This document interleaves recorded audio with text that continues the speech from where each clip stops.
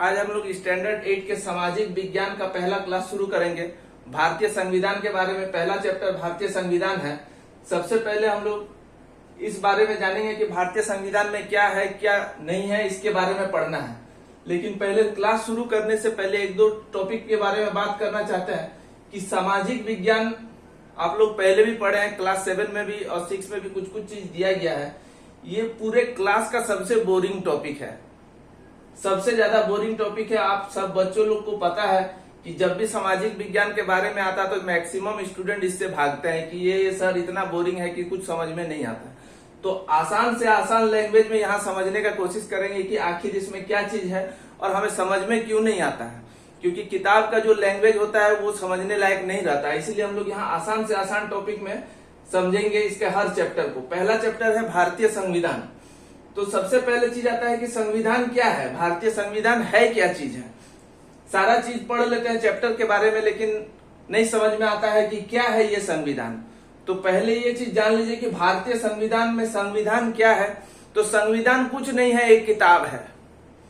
ये पढ़ लीजिए कि संविधान क्या है। संविधान कुछ नहीं है, एक बुक है, एक किताब है जिसमें सारा चीज का नियम लिखा हुआ है कि देश किस तरह से चलेगा, कौन सा नियम को हम मानेंगे, कौन सा नियम को हम नहीं मानेंगे, किस तरह से भारत का शासन व्यवस्था चलेगा, किस तरह से सरकारें बनेंगी, किस तरह से न्यायपालिका बनेगी, किस तरह से high court, supreme court, civil court का निर्माण होगा, उसका जज का निर्माण होगा, उसका वेतन का निर्माण होगा और तमाम सारे चीज। हमारे मौलिक अधिकार क्या है इसके बारे में भी पढ़ेंगे।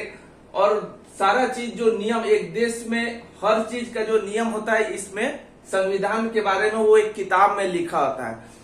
जनरली हम लोग घर में रहते हैं तो घर का भी एक नियम होता है। जैसे खाना हमें हमेशा किचन में ही बनता है। हम जानते हैं हमारी मम्मी खाना बनाती है तो किचन में बनाती है, और हम लोग पढ़ाई करते हैं तो स्टडी रूम में पढ़ाई करते हैं, सोते हैं तो बेडरूम में सोते हैं। तो हर चीज का एक नियम बना हुआ है। अगर मम्मी आके खाना बनाने किचन के जगह बेडरूम में खाना बनाने लगे तो क्या हो जाएगा, गड़बड़ हो जाएगा, दिक्कत हो जाएगा। अगर हम सोने का जगह स्टडी रूम में सोने लगे तो क्या हो जाएगा, उसमें भी परेशानी हो जाएगी, बहुत सारा दिक्कत आ जाएगी। तो इसी के चलते घर में भी एक नियम बना हुआ है कि कहाँ पे खाना बनाना है, कहाँ पे अपने शूज को, जूता को कहाँ उतारना है, कहाँ सोना है, कहाँ पढ़ना है। ये हर चीज का एक नियम बना हुआ है। जनरली उसको हम लोग फॉलो करते हैं घर में। स्कूल में जाते हैं तो हम फॉलो करते हैं कि क्या, कि कक्षा में कहाँ पे जब टीचर आए तो हमको क्या करना है। अब टीचर आते हैं तो ऐसा तो नहीं कर सकते कि उठ के चल गए बाहर, नहीं कर सकते। अगर बाहर जाना रहता है तो टीचर से पूछ के बाहर जाते हैं। क्यों? क्योंकि एक नियम है। लेकिन ये नियम कहीं लिखा हुआ नहीं है, ये निहित नियम है कि हम मानते हैं कि ऐसा होना चाहिए या ऐसा होता है। तो ये संविधान क्या है, वो सारा नियम को वहां पे लिखा गया है उस किताब में। संविधान के किताब में जो नियम है उस नियम को लिखा गया है। तो संविधान क्या है, संविधान एक नियम का किताब है जिसमें पूरे देश के हर चीज का नियम, कि देश किस तरह से चलेगा, हम किस तरह से उसका पालन करेंगे, उसके बारे में उसमें लिखा हुआ है। इस नियम को हम लोग पढ़ते हैं भारतीय संविधान में। हर देश, चाहे वो लोकतांत्रिक हो या राजतांत्रिक। अब आता है कि देश दो टाइप के होते हैं, एक लोकतांत्रिक देश, एक राजतांत्रिक देश। अब हम लोग नहीं जानते कि क्या किसको पढ़े, लोकतांत्रिक किसको बोले, राजतांत्रिक क्या होता है। तो राजतांत्रिक देश क्या होता है,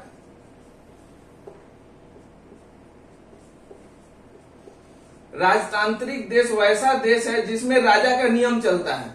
भारत में भी पहले था, राजा का नियम चलता था। राजा का बेटा ही राजा बनेगा, आप राजा बन नहीं सकते हैं। हम ही मालिक है, हमारा बेटा जो रहेगा वो राजा बनेगा, उसका बेटा वो राजा बनेगा। वो क्या हो गया, राजतांत्रिक। वो एक तरह से इसको आजकल के समय में क्या बोला जाता है, तानाशाही शासन। माने हम जो कहेंगे वही ठीक है, आप जो कहिएगा वो ठीक नहीं है, चाहे हम सही हो या गलत हो, लेकिन हम ही मालिक है। तो वो हो गया राजतांत्रिक। लोकतांत्रिक देश कैसा हो गया, लोकतांत्रिक वैसा देश है, लोकतांत्रिक देश के बारे में पढ़ेंगे।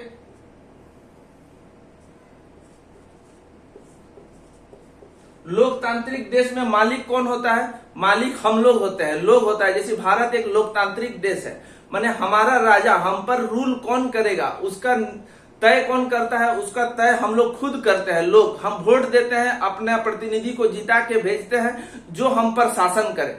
अगर वो हमारा शासन, उनका शासन हमको पसंद नहीं आता है, अगर हमको लगता है कि वो कुछ गलत करते हैं, तो फिर हम उसको हटा के फिर दूसरे को भी भेज सकते हैं। तो ये लोकतांत्रिक देश में मालिक कौन होता है? जनता मालिक होती है। लेकिन राजतांत्रिक देश में मालिक कौन होता है? राजा। इसमें राजा को हम हटा नहीं सकते कि राजा कौन है। राजा जो है उसी का बेटा राजा बनेगा, या वो जिसको प्रतिनियुक्त करेगा कि हाँ इसको राजा बनाना है, तो उसी वही राजा बनेगा। इसमें जनता मालिक नहीं होती है। बट लोकतांत्रिक देश में हमेशा कौन मालिक होती है? तो हमेशा जनता मालिक होती है। जनता ये तय करती है कि देश में कौन शासन करेगा। तो अब लोकतांत्रिक देश और राजतांत्रिक देश में हम फर्क जान गए। जैसा कि दोनों देश के बारे में जान गए, कौन सा लोकतांत्रिक देश है, कौन सा राजतांत्रिक देश है। अब राजतांत्रिक देश का अपना संविधान होता है, वो अपने हिसाब से संविधान बनाते हैं कि अपना जो ठीक लगे वो बनाया, और उसमें जनता की भलाई नहीं देखा जाता है, जिसमें अपने खुद की भलाई देखी जाती है, वो अपना तानाशाही संविधान बनाते हैं। लोकतांत्रिक देश में क्या होता है? लोकतंत्र के द्वारा चुने हुए प्रतिनिधि के द्वारा वहां पे संविधान बनाया जाता है। तो उसमें क्या होता है? जनता मालिक होता है। इसी के चलते इसमें कोई तानाशाही रवैया नहीं कर सकता है। अब कुछ इससे हट के कुछ टॉपिक में आएंगे। जैसे हमारे टेक्स्ट बुक में दिया हुआ है एक फुटबॉल के बारे में। जैसे फुटबॉल खेलते हैं, तो फुटबॉल हम लोग किस में खेलते हैं? पैर से खेलते हैं। अगर उसमें से कोई कहे कि जो गोलकीपर रहता है उसको पूरा ये रहता है कि पैर के अलावा हाथ से भी गेंद को पकड़ सकता है, बॉल को पकड़ सकता है। अगर सारे खिलाड़ी बोले कि नहीं हम भी हाथ से पकड़ने लगेंगे, तो क्या वो फुटबॉल रह जाएगा? वो फुटबॉल नहीं रह जाएगा, वो तब तो फिर वॉलीबॉल बन जाएगा, हाथ से खेल सकते हैं। तो खेल में भी एक नियम होता है, इस नियम को फॉलो करते हैं। तो उसी तरह संविधान में भी नियम होता है, संविधान में नियम को फॉलो किया जाता है। उस संविधान के नियम को एक किताब में लिखा हुआ है। भारत में भी जो संविधान है वो किताब में लिखा हुआ है, निहित है। उसको हम लोग भारतीय संविधान पढ़ते हैं। उसके आगे उसके डिटेल्स में जाएंगे और उसमें क्या क्या डिफरेंसेस है वो सारे चीज हम लोग पढ़ेंगे। अब नेक्स्ट टॉपिक है, जैसे किसी देश में संविधान की जरूरत पड़ती क्यों है? क्या जरूरत है संविधान का? अगर संविधान नहीं रहेगा क्या देश नहीं चल सकता है? नहीं चल सकता है। क्यों? क्योंकि अगर कोई नियम नहीं रहे, जैसे हम पहला शुरू में कहे थे कि किचन में ही खाना बनाना है, अगर उसको बदल दे कि कहीं भी खाना बना लेंगे, तो हर चीज अगर नियम से नहीं चले तो कोई चीज नहीं चल सकता। उसी तरह देश को चलाने के लिए नियम की जरूरत होती है, और वो नियम संविधान में निहित है, लिखा हुआ है कि किस तरह से क्या होगा। इसीलिए किसी देश को चलाने के लिए संविधान की जरूरत होती है। अब नेपाल के बारे में कुछ डिटेल्स दिया गया हमारे बुक में। जैसे 1990 के आसपास नेपाल में एक राजतांत्रिक देश था। जब उस समय उसका संविधान बना था, राजतांत्रिक देश के हिसाब से संविधान बना था, जो क्या था जनता के हित में नहीं था। उसके लिए उसमें कंटिन्यूअसली लगातार उसमें विरोध चलते रहा देश में, और फाइनली जाकर जब वहां पे लोकतंत्र, पूरी तरह से लोकतंत्र की स्थापना हुई, और लगभग 2007 में वहां पे नया संविधान बना। पहले 1990 में उसका संविधान बना था जो राजतांत्रिक शासन व्यवस्था के आधार पे था। 2007 में लोकतांत्रिक देश बनने के बाद बीच में भी बना था, लेकिन 2007 में पूर्ण रूप से जब लोकतांत्रिक देश बन गया तो उसके बाद उसमें नया संविधान आया, जिसको लोकतांत्रिक देश के आधार पर उसको बनाया गया। इसका जरूरत क्यों पड़ा? क्योंकि राजतांत्रिक देश में क्या था, उसमें जनता का हित नहीं था, और उसको बदल के इसीलिए लोगों ने 2007 में जब लोकतांत्रिक देश बना तो उस समय उसका नया संविधान बना। अब आगे पढ़ते हैं कि देश में जब संविधान में हम लोग जानते हैं कि जनता मालिक होता है, यानी मेजोरिटी। कोई भी चीज जनता, जैसे हम वोट देके किसी को जिता के भेजते हैं, तो ज्यादा से ज्यादा लोग जिसको वोट देंगे, मेजोरिटी जिसको रहेगा वही हम पे शासन करेगा, वही रूल करेगा।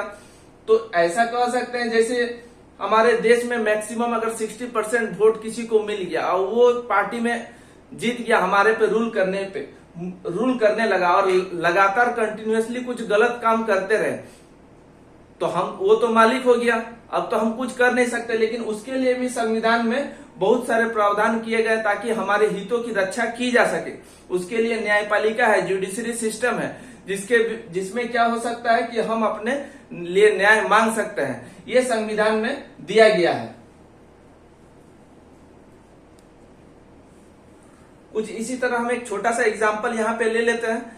जैसे हमारे क्लास में बहुत सारे स्टूडेंट हैं, जिसमें कुछ लड़के हैं कुछ लड़कियां हैं। हमेशा लड़कों की संख्या जनरली हमेशा क्लास में ज्यादा होती है।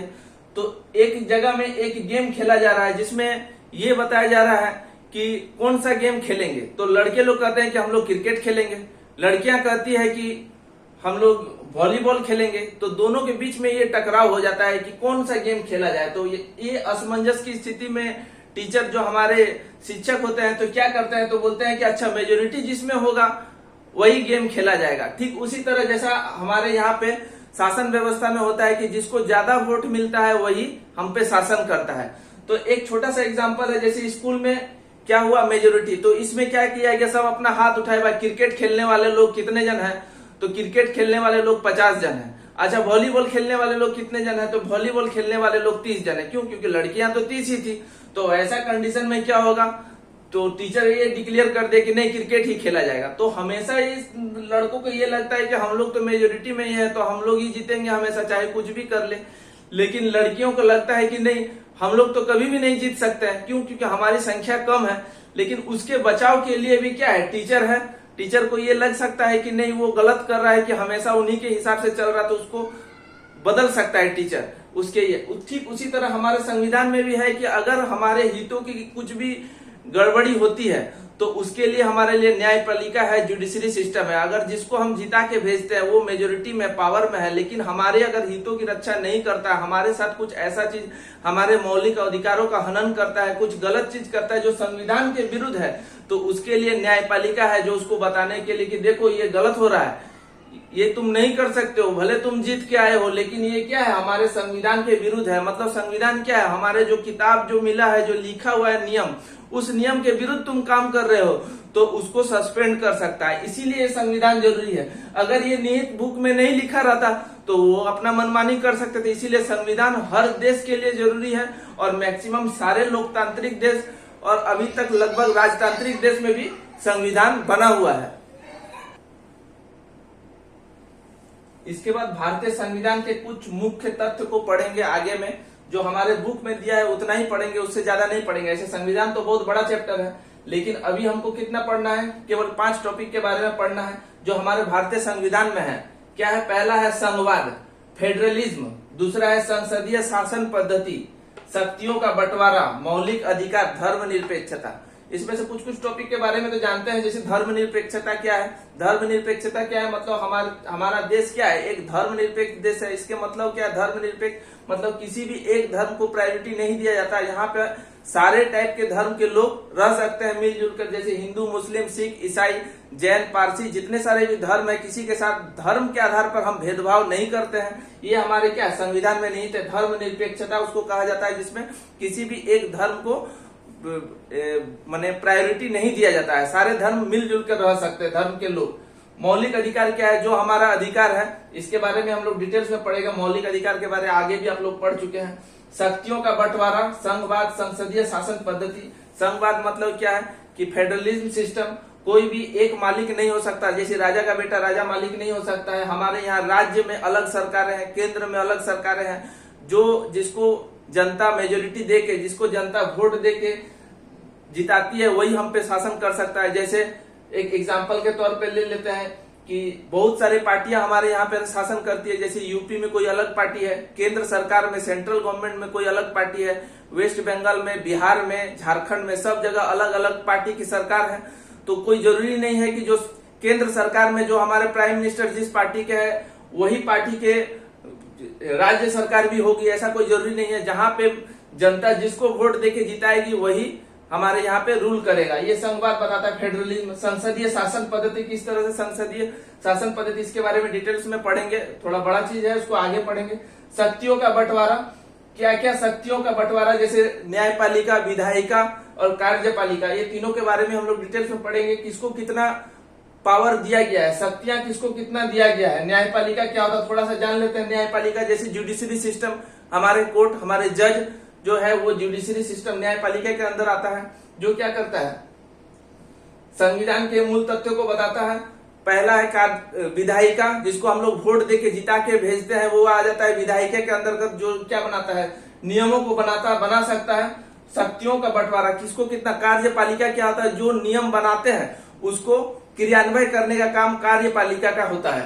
तो कार्यपालिका कौन हो गया, जैसे डीएम, हमारे डिस्ट्रिक्ट मजिस्ट्रेट हो गया, जो ये के अंदर आता है कार्यपालिका, उसके बारे में भी आगे पढ़ेंगे। न्यायपालिका, शक्तियों किसको कितना शक्ति दिया गया, इसका डिटेल्स भी क्या है भारतीय संविधान में दिया गया है। संघवाद हो गया, फेडरलिज्म, संसदीय शासन पद्धति, शक्तियों का बंटवारा, मौलिक अधिकार, धर्मनिरपेक्षता।